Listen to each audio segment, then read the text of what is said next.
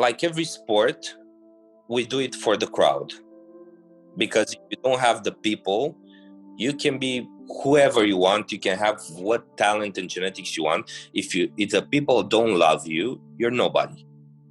Only the people that have a goal and work for their goal know how their best version looks like.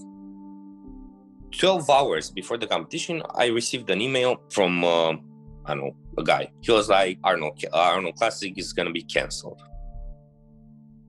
At 4 years old, he was introduced to martial arts. And 15 years later, and a multitude of medals and trophies won at national and world championships, Alex decided to pursue fitness. He's had an incredible transformation, gaining about 20 kilos of muscle within about a year. But after several fitness competitions and a couple of years later, he's now men's physique IFBB pro and works towards his goal to one day step on the Olympia stage. Alex has an incredibly humble character and his work and perseverance paid off, but I'll let him tell you how he's got to where he is now. And with that said, ladies and gentlemen, Alexandru Diaconu.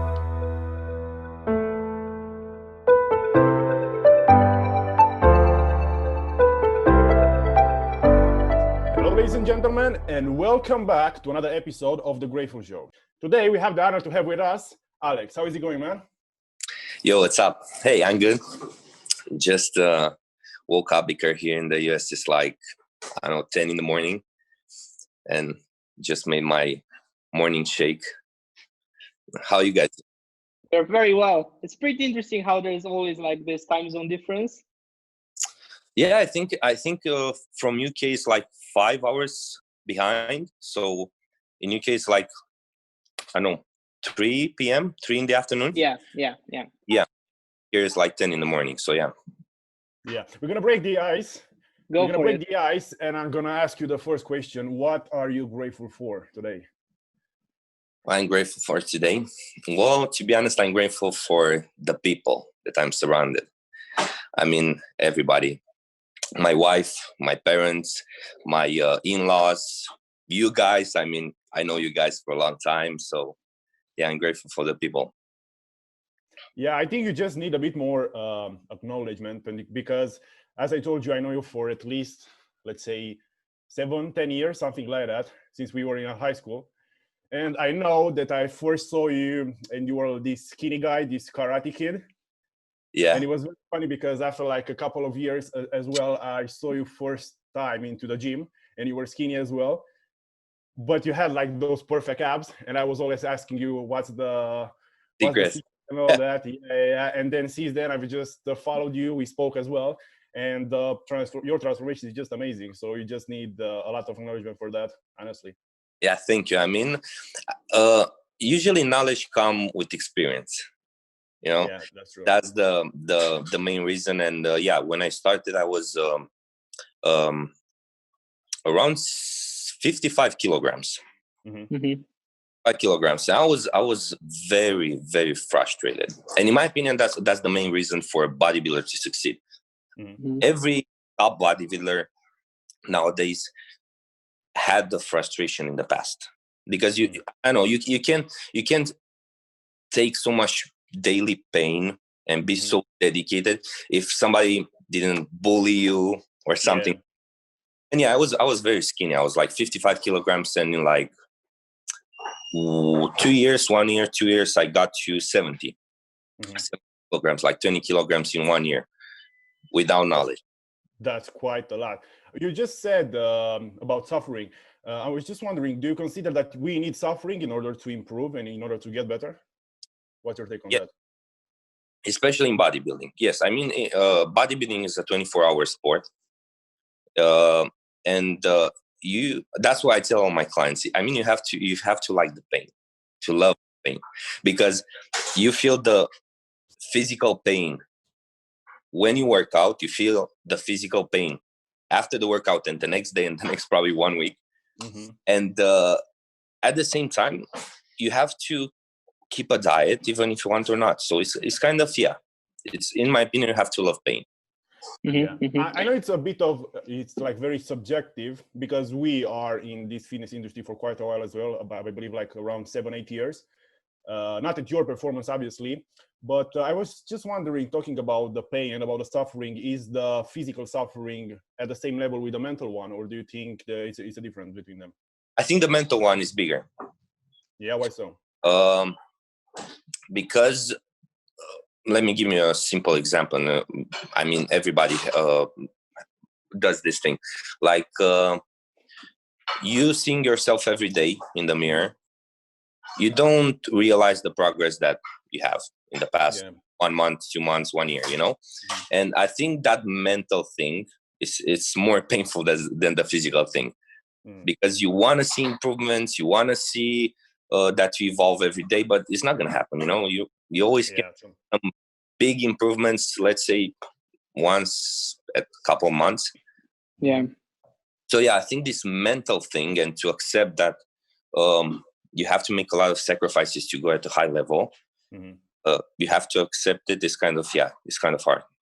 As much as I love that we dive strictly into like bodybuilding and what we all three of us fallen in love with at some point, Alex, I would like for you to like take a couple of minutes to introduce our audience to your story, because obviously you didn't start with bodybuilding, because both me and Bogdan know you've done martial arts and like you develop your character and your discipline to other sports as well. So could you run a bit into your past and describe how was it all for you? Yeah. So first of all, my name is Alex Diaconu. I'm from Romania. I'm from the same town with you guys, from Brașov. I moved to the United States 1.5 years ago, and I'm a men's physique pro bodybuilder, for the audience to know how I started. So long story short, I was like 3 years old. Everybody know the movies with Van Damme. And I was watching all the movies. I was watching with my dad, and in the commercial breaks, I was just punching the walls. Almost I broke my hand. I was how my dad likes to call me, savage. I was. And my dad was like, okay, he was talking with my mom, and he was like, okay, we have to do something with this kid. It's not okay. He punches people on the street. He has to do something. I started karate. Around 4. I enjoyed it a lot. I know my dad worked in the military for like 12 years. So he always kind of raised me up with this military thing, very strict. So I kind of enjoyed that. I did karate for 16 years, 16 years. I'm a black belt karate, and I have 37 medals won and 28 trophies. Just a little break right here, guys. Alex's story is absolutely incredible, and we are just getting started right here. But if you are enjoying this episode so far, please do take a screenshot wherever you are, either on iTunes or Spotify. Take a screenshot of your time code and post it on your IG story and tag us at Grateful Aware, and also Alex. His Instagram is alex_diaconu_IFBB Pro, but you'll find all of this in the show notes. And with that said, back to the podcast. That's amazing. All these 15 years, and how I got into bodybuilding. So I loved karate, the discipline, the workouts, how we were talking before, I love the pain. And I was in 2013, I was a world champion. I won the world championship in Bucharest. And in 2015, I tried to maintain my title. I mean, of course. And I fought with a Russian guy. And those Russian guys, I don't know what they eat, what they do. I mean, it's all my respect. I know what you guys do there. But he kind of kicked my ass really bad. And I had one surgery at my left knee, a meniscus surgery. And I keep trying to do karate. And the pain was worse every day. The pain, I couldn't even sleep because of the pain. I went to a doctor, to 10 chiropractors, nothing. And in the end, I went to a very well-known doctor in Romania, and he told me like, hey, you just have to stop. He was like, I don't tell you to not do any more sports. You can do whatever you want, bodybuilding, soccer, whatever you want. But he was like, no more hitting. No more hitting, and don't let nobody else to hit you underneath. Sorry to interrupt you. I think it's worth mentioning to our audience the type of martial arts that you are doing at the time, because when you tell someone that you are doing karate, they think about it like more so like ballet. Yeah. Whilst what you were doing was way more difficult and very tough, right? Yeah. So what we did, I mean, with an accent is weird. It's called Ashihara Karate. And it's a full contact. I think there are only 2 full contact karate styles in the world. It's Kyokushin, Ashihara. We did Ashihara. So for you guys to know, full contact means we are hitting each other with all our strength on the body without protection. So with our bare hands, without protection, on the ribs, on the everything. And so the doctor told me to stop because I'm gonna end up in a wheelchair, because my knee was really, really bad. He showed me something, a picture, how my knee looks, but I still don't understand. But he said, so I was like, what am I going to do now? I was just staying. I was frustrated. I was like, okay, what am I going to do? And I went in a fitness gym, in a bodybuilding gym in my hometown. I was like, okay, I want to put some meat on me. Let's do something about it. I mean, how everybody starts, they want to impress the girls. Let's try to be like a bodybuilder. And I went into the gym. Everybody was laughing at me.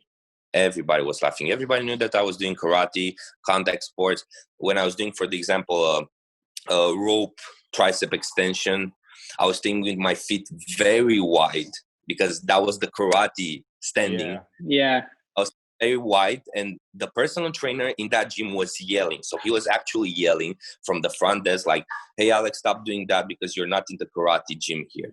And he was kind of making fun of me. He was making me feel ashamed. Anyway, usually when somebody criticizes me like that, I get very motivated. In 1 year, I start reading. I put 20 kilograms of muscle. I worked and I did my personal training certification. And after 1 year, the owner of the gym fired that guy to hire me. That's crazy. Yeah. I was like, okay, it's possible. Let's do it. And how each of us that competed in the past have this competition spirit in us. I was like, I have to start competing in bodybuilding. I can't stop. If I don't have a target in front of me, like 2021, I have my next competition. I don't know. It's hard for me to maintain this kind of lifestyle. And I started competing in bodybuilding. I went to a regional show. I won first place. It was a national qualifier. I won first place. I was like, everybody started telling me that I have good genetics, that I have big potential. I was like, okay, my ego is full. Let's go. And after that, I went to the nationals 2 years in a row, and I won second place every year. I was like, I can do more than this. I was like, okay, I never won a national championship, but I wanted to go to UK to compete at the Miami Pro World Championship. I was like, okay, I never won a national championship, but I can win the World Championship. It was so hard. My dad was like, what are you doing there? Well, I mean, you never won, not even a national. And I was like, Dad, just trust me. I was like, I don't trust me, but just trust me. And I had the 2 years off season. I put a lot of muscle mass, a lot of details. And I went to the Miami Pro World Championship in 2018. And we were like 22 guys on the class. And I won. And I got my Miami Pro card, and I was like, okay, so this is for me. I came home from UK, and in my head was like how everybody thinks, like, okay, everybody's gonna start calling me. Everybody's gonna be like, congratulations, you're the best. Like I won picture, like fame. I was like, okay. I came back home. I waited 2 days. I was shocked. Everything was the opposite. Everything. People started criticizing me. People started telling me that I use enhancement drugs, that I'm only on pills and everybody can do that. And girls were not coming to my personal training classes. Yeah. Their boyfriends were not allowing them. Like, wait, that guy, he's on pills and vitamins and everything was shocking. I was like, whoa, okay. I was like, let's try it one more time. It was a sport clothing company, very well known, but I don't want to give the name. And they were recruiting athletes for, they wanted to promote them. They want to give them a salary. I was like, okay, let's try this. I went there, pictures with all my medals, all my awards. I was a karate world champion and a fitness model world champion. I'm a 2 times world champion. I was like, hey. And they had to choose between me and a cyclist. The cyclist, so I was at that point, I was 21, 2 times world champion. And the guy was like 39. And he won, I think, 12th place in a national marathon. I was like, okay, I have nothing, but I was like super excited. I was like, okay, I'm gonna get my first salary. I was like, oh, and they chose him. I was like, what happened? I waited for the guys to leave the room, so I won't be. I wanted to be polite, and I asked the manager why, and he was like, well, you know how it says in bodybuilding you use a lot of enhancement drugs. Wow, that's crazy.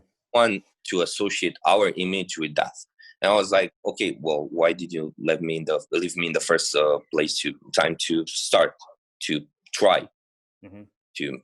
And he was like, yeah, you're a good fit. I mean, you have the face, the everything, but he was like, I don't think it's gonna work. That was the last drop. I was like, nope. Okay, in 2 months from that, just bought my plane ticket, sold my car. My parents helped me a lot with money, and I just moved to the United States. I was like, no, I love Romania. Is the place where I was born, where I left, but no, it's not a place to do high performance sports. I agree. I think it's very funny because oftentimes people associate bodybuilding with like enhancement drugs and like everyone is taking steroids and everyone is taking that and this, but like I think this is the best example. There was a cyclist, and like we all know about I'm not even remembering his name, but like one of those very Neil Armstrong? Yeah. Neil Armstrong basically was proved to be taking like a lot of enhancement drugs, and like coming from like a fitness background myself, I feel like we can all agree that like cycling might be one of the top sports where they have to be taking that, otherwise they cannot do the performance. So I think it's very sad how everyone thinks that all the bodybuilding is just about that, whilst there's so much more about it. Yeah, because they think, I believe, that steroids are just like for the exterior look, let's put it this way, for your physique, when in fact they are much more. You can use it to enhance your like trainings, and I don't know exactly, I don't have a lot of depth into this subject, but yeah, I believe that people are just not aware about the fact that besides like all the supplements and all the enhancements, you have to put in, like you said, Alex, like a lot of work and dedication and everything. Yeah, that's true. I mean, if they think it's easier with enhancement drugs, I know people. There are so many guys on YouTube that talk about it, and if you look at their vlogs, and you're gonna see that it's 10 times harder. Because it's not so easy. When you use drugs in your body, you have to be 10 times more careful with your diet, with your sleep, with your recovery, with your workouts, with everything. But that's the sad part, because in bodybuilding, how you said, Bogdan, you can see the drugs. Exactly. In other sports, you don't see them, you just use them. Yeah, exactly. yeah, that's life. Do you think that people from America, because right now you live in USA for, like you said, 1 year, almost 2 years now? Yeah. Yeah. So do you think in the States, do they have like a different point of view about all these enhancements than in Romania? Oh yeah. I mean, I was shocked. There are still people that are like scared, but I think 80% of the population here, it's on TRT, like testosterone replacement therapy. So I here it's not good that they talk in a gym about drugs, but they do that. So people are way more. I mean, let me give you an example. I don't think somebody came at me and told me like, or asked me like, hey, what drugs do you use, or do you use any drugs, or because of my physique, you know?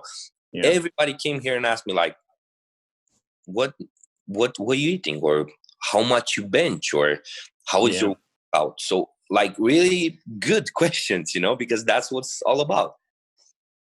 Back home, of course, everybody was like, hey, what dosage you use for testosterone? I was like, oh, okay.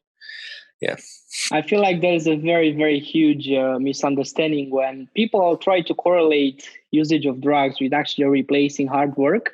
And I can easily tell our audience that I will absolutely never forget that day.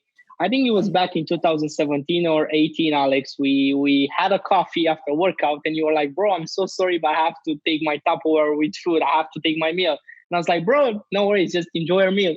And I can tell you guys listening now, Alex was eating like, might have been like 200 grams of like raw rice. So that was boiled, but like obviously 200 grams of raw is like 200 grams is like 800 calories, along with like a lot of broccoli, along with like a lot of chicken. And I was like, bro, it would probably take me like 3 meals to eat that meal alone. How can you actually manage? And he was like, bro, I'm not enjoying it, I gotta admit, but this is what it takes. And this is what people don't really understand and see in bodybuilding, how much you actually have to eat. Yeah, there are so many sacrifices that you have to commit into doing bodybuilding. I mean, I think I need 1 hour. it's yeah, and people don't see that. I agree because we try to not promote the sacrifices. We try to promote only the good lifestyle. Yeah, the results. That's what we want to show the people and the young guys, so they can start bodybuilding. Yeah, we try to not show them that. So, but yeah, along the time you're gonna see that pretty hard. Yeah. Before we are going any deeper into the subject, I just wanted to let you finish your story, because you didn't have the time to mention that you won the Arnold Classics. Okay, in 1.5 years, a lot of things happened. I came here. I was with a B1, B2 visa, a tourist visa, and you're allowed to stay only 6 months. And I was like, okay, I spoke with lawyers. I had money. I was like, well, let's do it. Somehow we tried. It didn't work. In the end, I found out that you can get married and you can get your green card, your permanent residency. I was like, not gonna pay no girl to marry me. I mean, I work 6 times a week, 12 hours a week to look good, to pay somebody to marry me. Yeah. And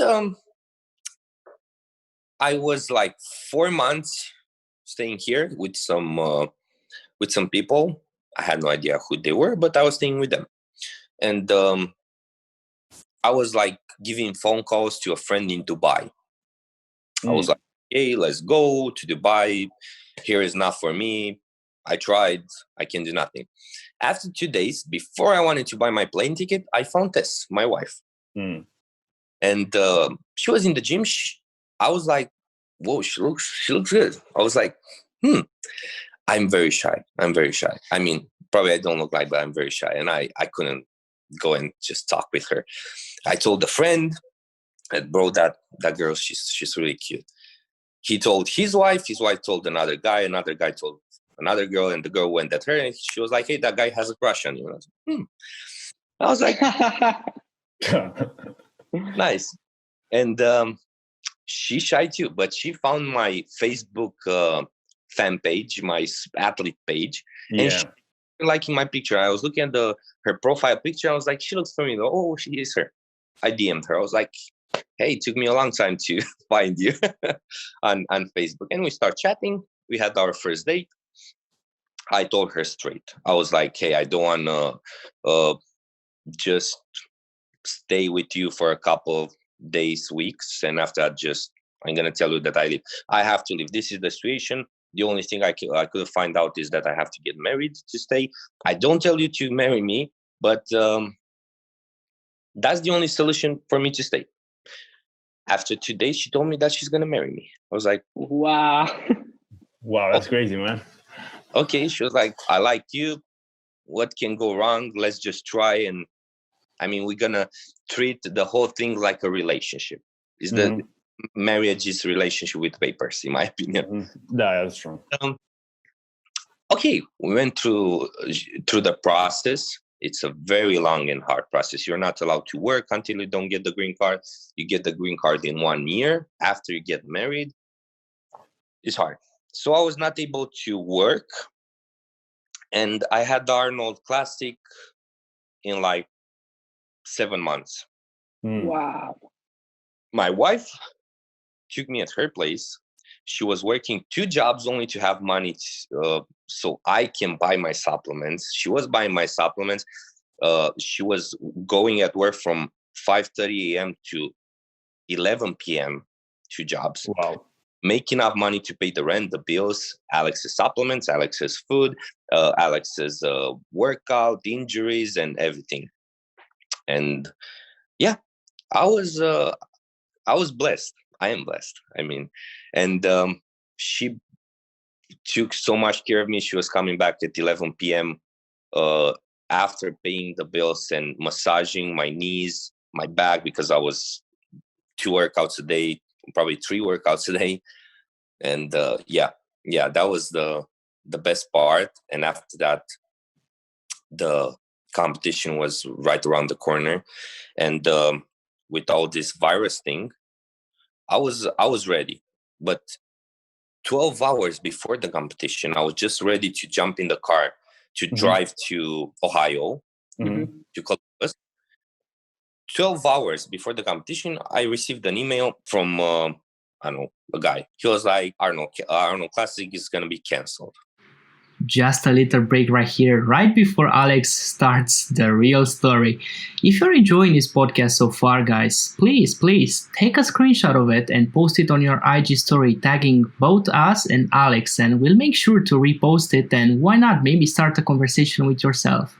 And with that said, back to the podcast. I was like, okay, you tell us 12 hours before. I'm depleted, I'm dying here on the couch in 12 hours before. No, that's impossible.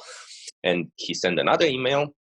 He was like, okay, tomorrow in the morning at 10 a.m., we're going to have a meeting with the governor of Ohio. So we're not going to promise that we're going to hold the competition. But there are some small chances. You're going to come in Ohio on your own risk. I was like, Tess was like, what are you going to do? And I was like, she didn't even finish the question. I was at the door. I was like, let's go. I'm not waiting. I didn't kill myself for so many months to no. I mean, and you didn't work 2 jobs for 6 for nothing. For me to just what we're gonna do. No, let's go. Yeah. Okay, we went there, and they decided to hold the competition without spectators, and they canceled the expo. So it was only us and the judges, and she and the other people that came to support the athletes had to stay outside and watch the competition live. Wow. They would come inside. But hey, we don't have to forget the target, the pro card, and that's it. We're just going to go inside. And I still remember. So I went in the backstage. They announced men's physique. There were 6 classes, A, B, C, D, E, F, height classes. I was in D.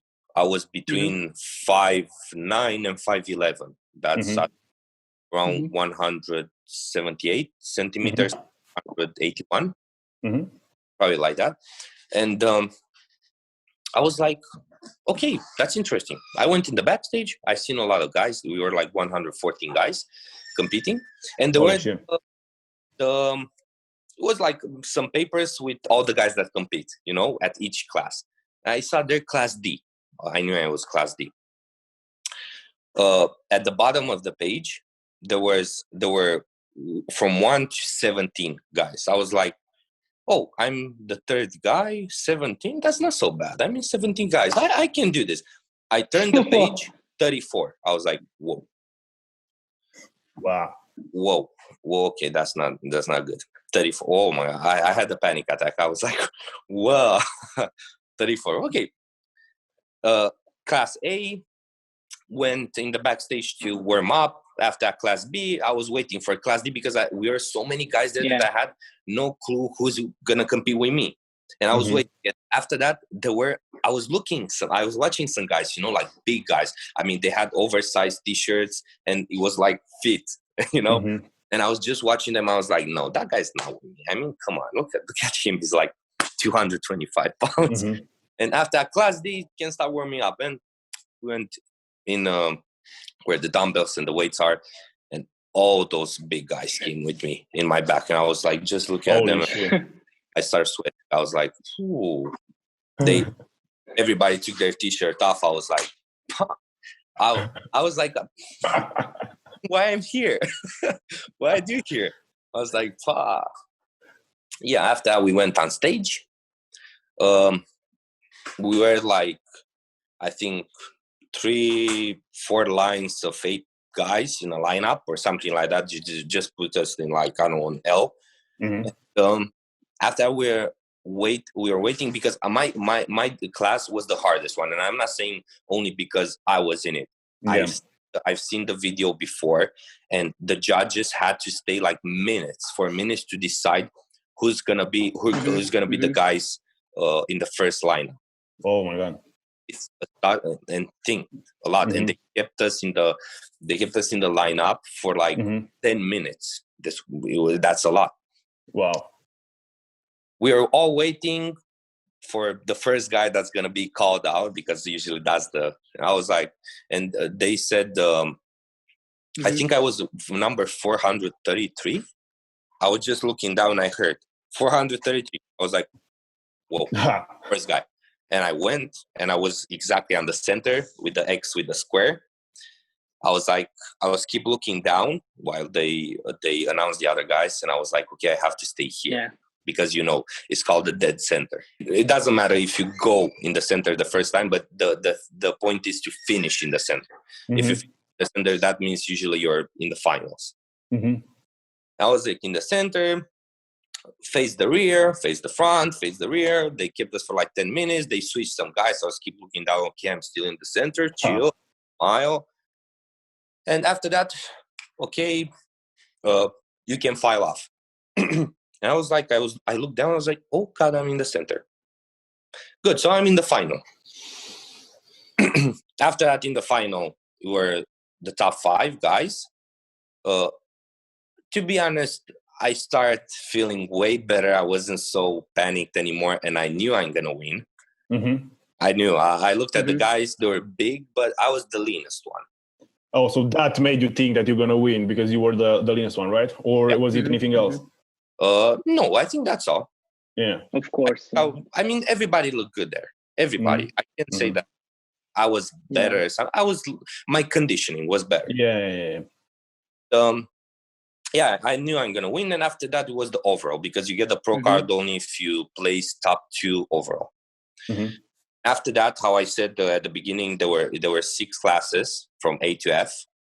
That means 6 guys, the winner of each class compete with each other, and the top 2 of those guys. I mean, it's pretty hard. Yeah, it's quite hard. How many were you in total? Like total? 114. So for our audience to understand, basically all the 6 classes are different heights. So you are competing against guys that were larger than you, way bigger, right? Taller, shorter, and yeah, it's like a pro division because compete as a pro bodybuilder, there's no more height and Yeah, everybody. And at the overall, I was who watched the video, they can see I was shocked because I was expecting to win second place, not to win the whole overall. I was sure because there were two guys that were looking really good, but I was 50-50 with the second place, and we were waiting, and the Sean Ray was the host. And he was like, okay, the second place and the first pro card award is going to, I was looking down, class D. I was like, and he stopped for like 1 second. He was like, Alexandru, and he said my name, Diaconu. I don't know how he said it, but anyway, he said my name. And I just put my hands in my head and I was like, I pointed at him. I was like, me? He started laughing in the microphone. He's like, yeah, you. And I was like, whoa. I was like, yeah. And after that, the guy from class A, the shortest guy, won the overall. Second place. Oh, okay. No, I won the second place. Oh, but okay. I was like, I'm not sad. I mean, I won my class and my goal was the pro card. I wanted the pro card. And yeah, and that's how I won. That's a hell out of a story, man. For my surprise, how it happened with the Miami Pro, with the guys starting to talk trash about me. After I went back to test to take my phone, so I don't exaggerate. I had 1,100 messages on Instagram. Wow. And like 800 on Facebook. Holy shit. I needed like 1 week to read all of them. How made that feel? Very good. Yeah. Very good. I mean, I finally felt that all these years from when I started doing tricep extension with my feet wide and until now, everything paid off. So really good. That's unbelievable story from my point of view. But I just wanted to ask you, correct me if I'm wrong, I think the decisive moment for yourself was that moment when you have received that email that the whole show is going to be canceled, but you still kept your attitude and everything up, and you just decided to go, whatever happens. Yeah. I mean, not really because of my work. Of course, of my work, because I was sore. I put a lot of work in, but the most important thing was for my wife, my parents, and my friends. Because my friends, I forgot to say this. My friends and my best friend, Andre, sent me money. I didn't even ask him for money. He sent me money, like, just take them, do your thing. We want to see you win. My parents send me money, test work, 2 jobs. And I was like, I can't disappoint them. I was like, no, we're going, even if it's not going to be held, I'm still going to compete. I'm going to compete in the parking lot. Here. Did you feel a lot of pressure on yourself when you knew that everybody was counting on you? Oh, yeah. That's my biggest, and I still have this. My biggest fear is not to lose, is to not disappoint. Oh. Why is that? Like every sport, we do it for the crowd. Because if you don't have the people, you can be whoever you want. You can have what talent and genetics you want. If the people don't love you, you're nobody. The people make sport. And I don't want to disappoint the people, because if you see me on Instagram, if you talk with me, chat with me once a week, every other week, and you put your 5% energy by trusting me and wishing me luck and telling me that you're gonna win, I don't want to make you lose that 5% energy like useless. Oh, I see what you mean. I mean, if you have the time to help me, to support me, I can make it happen, at least, you know? It just makes you feel that you have to give something back to the person the people that are supporting you. Exactly. I mean, how would be, I don't know, you are the best soccer player let's say, because there are a lot of soccer players. You're the best soccer player. You have the best technique, most goals. But let's say nobody likes you because you're arrogant and nobody likes you. You think you're still the best? No. Probably not. That's true. Alex, I wanted to first and foremost acknowledge you for the way you fought into this whole journey of you getting to Arnold Classic, because I feel like the show in itself was just like the finish for you for that particular journey. But like along that journey, there has been like hours and hours and hours on end of work, of training, of bad moments, good moments, and all that. So I want to acknowledge you for that. But I also wanted to ask you, was there a moment in your journey when you felt like giving up? Like certainly having like such low moment where you just ask yourself, why am I doing this? Like basically questioning yourself. Was there any moment? Every week. Really? Why's that? Probably I had even a week that I was thinking about this every day. Because it's overwhelming. It gets so hard at one point because it's an individual sport. It gets so hard at one moment that you can't control it. So what you can control to get back on the track, but you can't control to not have those thoughts. It just comes. You're weak. You put so much work, and it's that 5% in your brain that starts thinking by its own, like, why I'm doing this. I feel like I can't do it. So yeah, but that's in my opinion. I'm not talking about me because I always like to be humble, but that's the true meaning of a champion. I told you, not control that, you know how to get back on track. No, I totally agree with you. But now with everything that you have done, what's your biggest goal? My goal that I got married. Really? I mean, I swear to God, I got married, and like funny story, like all my friends, my family, everybody thought that I'm gonna get married at 45. I was really? Yeah. I was thinking that as well. Yeah. You see, I mean, Alex is gonna be the last one. He's with sports. He's with other. Then after that, I'm the first one. All my friends that I got married. You know, I mean, yeah. I achieved 3 things in half a year. So 4, but that's in 1 year. But I got married. I got my green card, and I got my pro card. I got a lot of cards. Would you say that the green card was more important than the pro card for yourself? No. And it's never going to be.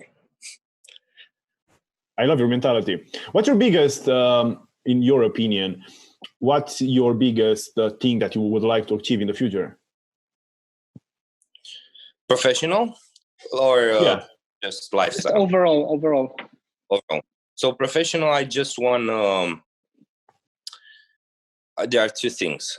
I want to step on the Olympia stage. That's my next goal. So I don't want to win it because something in me says that I'm never going to win it, because you need to have that 1% genetic, you know, that makes the difference. But I just want to be able to talk the rest of my life like, hey, at least I stepped on the biggest stage in the world, you know, as a competitor. And the second, I want to be a full-time bodybuilder. That's my dream. I want to make money and enjoying what I'm doing with what I love. And lifestyle, I think it's going to happen pretty soon. Next month, me and my wife are going to move to California, LA, or probably Long Beach. And I mean, living at the beach and just settling down and probably have a family in the future. I mean, what can you want more for that? Just get out of the apartment and have the beach at 5 minutes. Very interesting. Do you think that you said that you don't see yourself winning? Do you think that genetics play such a big role into the sport? I never say never. You never know, but I have to get there first to see if I'm good enough. But I don't want to make myself fake dreams, like to think that I'm gonna win the Olympia, because I mean, on the Olympia there are the best guys in the world. Kind of that's the thing, and I don't think I'm so gifted to win it, but I know I'm so dedicated, and I know I'm so driven that I can get in top 5 in a couple of years. I'm sorry to tell you this, but I really feel that you are wrong. You really can win. Oh, with your like work ethic, honestly, you really can win. I mean, of course, you need a lot of talent, a lot of genetics, but with, like Pascu said, with your dedication, just eating exactly the same amount, the right amount of everything, training, sleep, recovery, everything, you really can win. I feel it's just a matter of you actually believing it. Once you believe it, everything aligns in such a way that you might as well just win it. Looking back, look at like when Jay Cutler won over Ronnie Coleman. Like he was literally crying on stage. He never have thought that he will win. Obviously, that's all he always wanted, but it was unreal for him to actually beating Ronnie Coleman on stage. Yeah, exactly. I mean, that's my point of view, and that's how I think usually. Like, instead of thinking that I'm gonna win the Olympia, I prefer being one step closer. Just to step on the take one step at a time. Yeah, and after I step on that stage, to see if I'm really good enough to, or how much work. Because usually when you make a sport, when you do a sport for a long time, or you have that visual thing that if you see yourself compared with other guys, you know how much work you have to put in to match those guys, you know? And I just have to see myself near those guys, so everybody 100%, so I can tell myself that, okay, I have this much to work. Alex, if there was, obviously there are a lot of things that have helped you in your life, but if there was one thing that you could say you had fitness help you in your life, like some concepts that fitness have taught you, you applied in your life and made you who you are today, what would be one of those characteristics or like things that you've learned from fitness? I would say discipline, but for me, I mean, I had the discipline part from my previous sports too, from karate. But I would say discipline, like to do a 24-hour sport and to eat if you want or not, to eat at that time, no matter where you are. Workout, no matter what day it is, you have to do it. And I think that discipline helped me, like doing things even if you don't want to. And I think me and Pascu as well think that, in my opinion, you are the most disciplined guy that I know personally. Oh, thank you. I mean, yeah, man. I mean, like Pascu said, I know that you were actually eating exactly the same amounts you were supposed to be eating. No extra sauce, no extra something, no, just exactly that amount. No more, no less, which is like crazy for me. Quite impressive. Yeah. I was like a robot. I was like, I still remember what one of my coaches said, like, eat for function, not for taste. That's so good. Why would you say people nowadays, like, I feel like you get this with your clients as well, they tend to like slack, like they might have the motivation one day and then the other day they fuck up, they just eat what they're not supposed to be eating, they miss a workout, or they just don't train properly.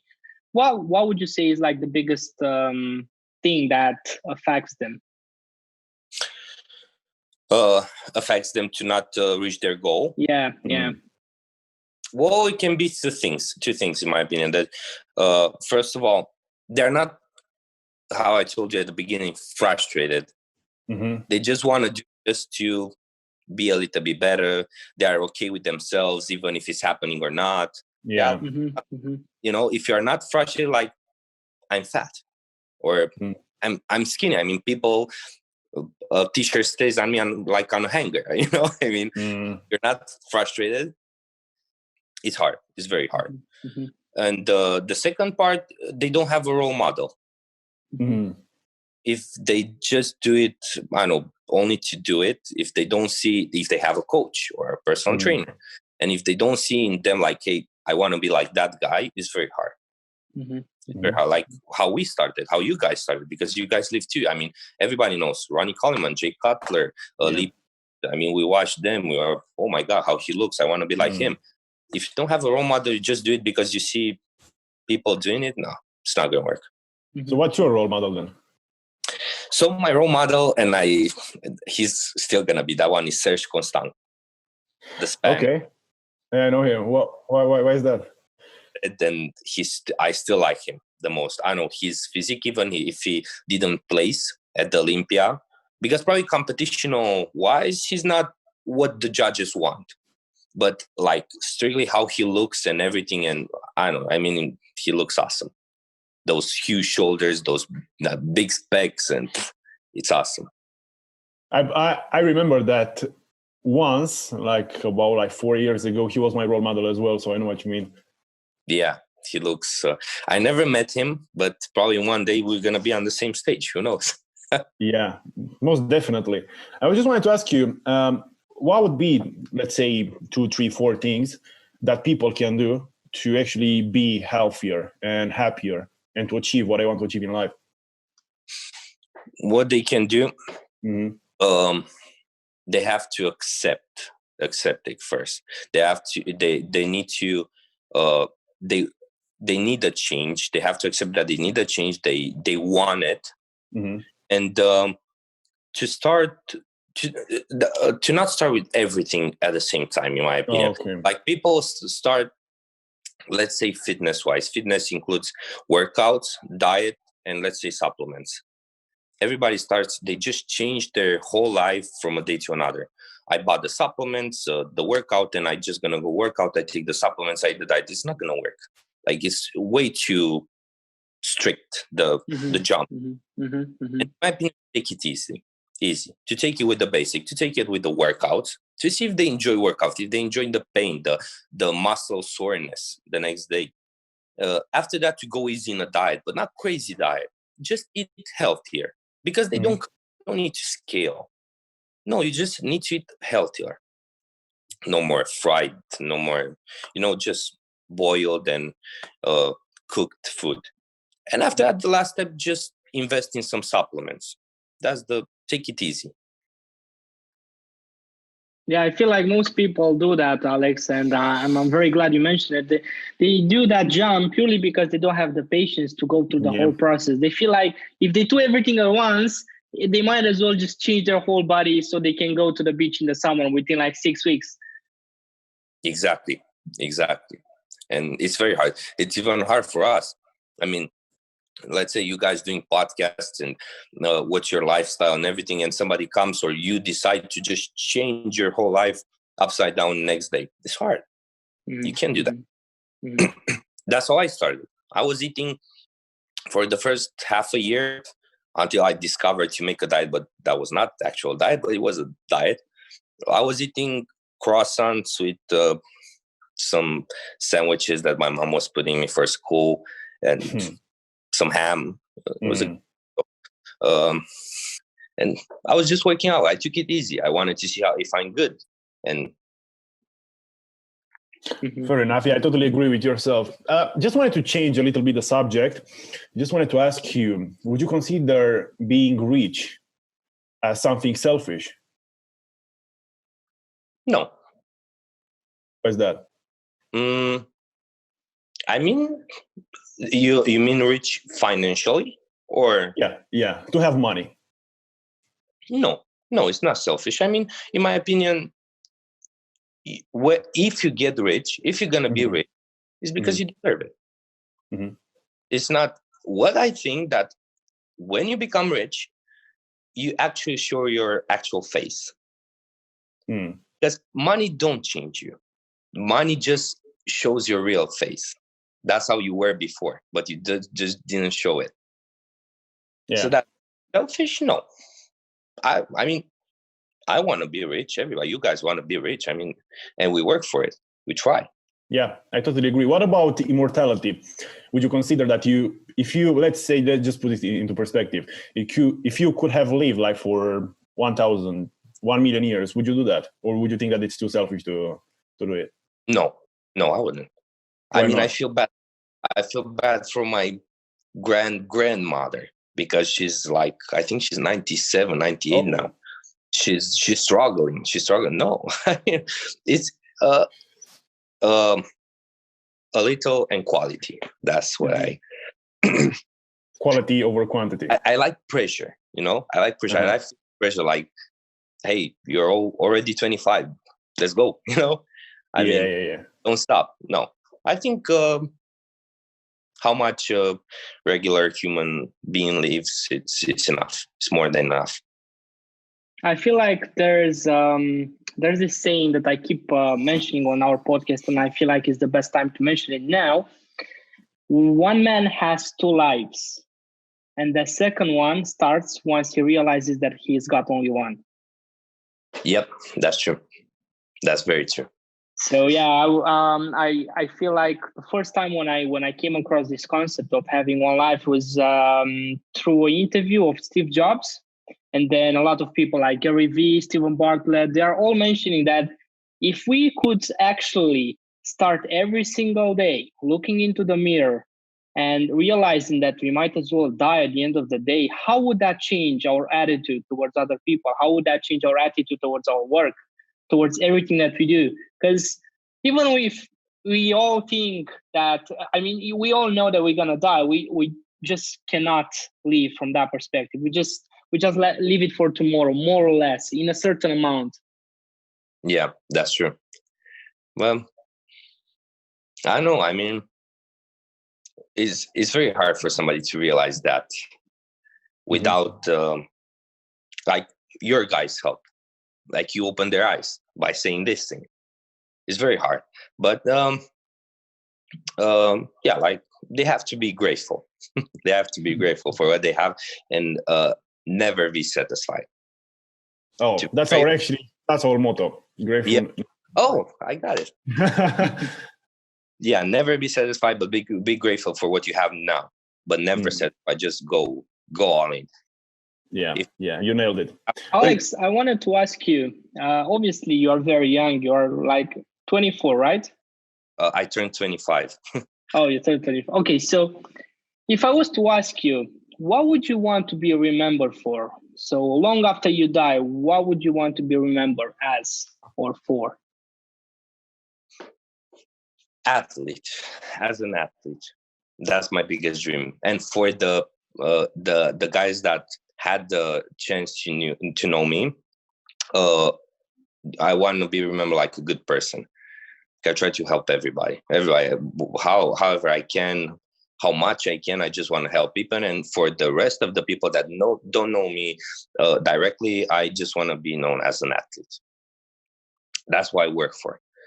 I mean, even now, the personal training part, what I do, I love it.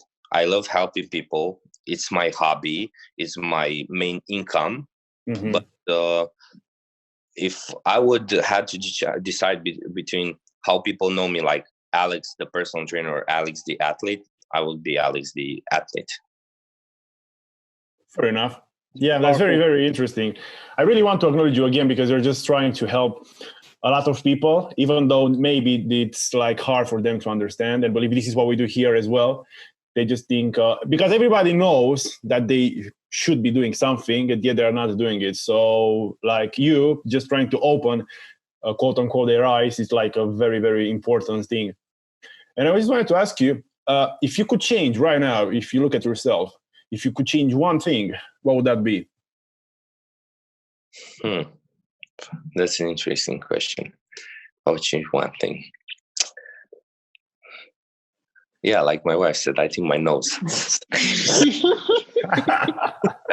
I don't think I want to change something. I think like I told you, I think I'm blessed. I mean, things are hard, but I like them being hard because you struggle and you have, you make memories, and you can, like I told you, you come in a podcast, you have memories, you have a story to tell. Yeah. But no, sure, I want to change the nose, but no, I'm okay. I mean, I'm grateful. Would you say that you have to first love yourself in order to be able to actually love someone else, or to love what you do? Of course, it's obvious. If you don't love yourself, I mean, the old-fashioned quote, your body is your temple. Mm-hmm. If you don't respect your body, if you don't love yourself, how can you love somebody else or somebody else's body if you don't know how is to actually love yourself? Yeah, I totally agree. 100%. Yeah, I feel like we could go on and on forever with this talk, but I'm just going to ask you the last question. So just take your time to answer. Right. So imagine that you are on your deathbed. So you are just like moments close to your death. And right next to you is the best version of yourself looking at you. You see and comprehend what you could have become. How would you feel about yourself in that specific moment? And if I have to think about it, satisfied. Why is that? Sad. Because I know what's my best version of me. I'm still working, but I know how it looks like. And if how you put the problem, if I would have my best version of me, I mean, near me, that means I made it. So basically it's going to be a mirror, right? Yeah, exactly. So that means I made it. If it would be the same version of me, or probably just a little bit changed, not the one that I'm thinking of, I wouldn't be satisfied. I would probably be sad. I didn't achieve what I wanted. But if it's gonna be the guy with big muscles, with nice t-shirt, small nose, but yeah, I feel like we are creating this best version with our actions and with our thoughts. Because obviously, coming back to the question, it's very interesting to see each guest's point of view on this. But as me and Bogdan were mentioning on another episode, is the fact that what is the best version? Because like you can always do better, you can always raise the bar more. Therefore, only you know if you're actually working towards your best version, if you're actually putting in the work. It's just yourself seeing your lies or your truths. So you are the only one that could know if that's the actual best version of you or not. I think that only the people that have a goal and work for their goal know how their best version looks like, because they're that best version by their goal. Mm-hmm. But if you don't have a goal in life of something or something that you want to do, that means you don't know your best version. You don't know what you want to do. Mm-hmm. That's so true. Mm-hmm. You just live like randomly. Sorry? You just like live randomly. You don't have anything to look forward to. Yeah. And yeah, everybody has a best version, he said. They just have to discover it. And have the courage to pursue it as well. Alex, with that said, it was an absolute pleasure having you on the podcast. I'm really sure that our audience has enjoyed your story. And I'd like to give you once again the acknowledgement that you deserve for being through everything that you've been through and achieving such high places, both in fitness, but also in life at such a young age. And I feel like it's the moment for you to share with our audience any resources that you want, what it is that you do, if you do offer online personal training, or where people can find you and all of that stuff. Feel free to share it now. Yeah, so first of all, I want to thank everybody. I want to thank you guys for inviting me. I want to say that it's the first time that I actually was inviting for a podcast, and it's my first time that I do it in English. So guys, don't be hard on me. I mean, if I have an accent, we have three guys with an accent in a podcast, that's going to be pretty hard. But thank you very much. I mean, I really appreciate that. I really needed this because I want to promote myself to the Americans. And yeah, you guys made me have the courage to tell my story and talk in English. So yeah, thank you. About what I advise the people to not quit, no matter. So it's gonna be hard. Always think what's gonna happen. The worst scenario. The worst scenario that's gonna happen. Never think that it's gonna be okay. It's gonna be no. Think of the worst and expect the best all the time, and never quit. Never quit. It's going to be hard. It's going to be hard. Everything that you're going to do is going to be hard. But if you are strong enough, you're going to make it. That's why there are not so many successful people in this world, because life is hard, but it depends how you want to take it, how you want to do it. Yeah, most definitely. Where can people find you, Alex? So I only have my Instagram. I'm working now. I just talked with somebody. I'm working on my TikTok. I just invested in some things, TikTok. But for now, only on Instagram. I do online coaching on Alex Diaconu _ IFBB Pro. Or they can just type my name, Alex Diaconu, and they're going to find the first one. And yeah, I do online coaching, and kind of that's all. Awesome. Thank you so much again for being on our podcast. I really enjoyed, I really love your story. And I bet that everybody who listened to this are just like amazed by what you've been through. And thank you so much, guys, for going this far into the podcast. If you enjoyed it, just let us know. Leave us a 5-star review on iTunes, or just share it on Spotify with your friends. Or if you have any questions, or if you are facing some difficulties, you can always contact us. You can contact Alex as well. Maybe he can give you some tips, because I know that he's always willing to help. Like he said, he's just like, this is his goal, to help a lot of people as well. So with that in mind, thank you so much for listening, and stay grateful. Thank you very much, guys.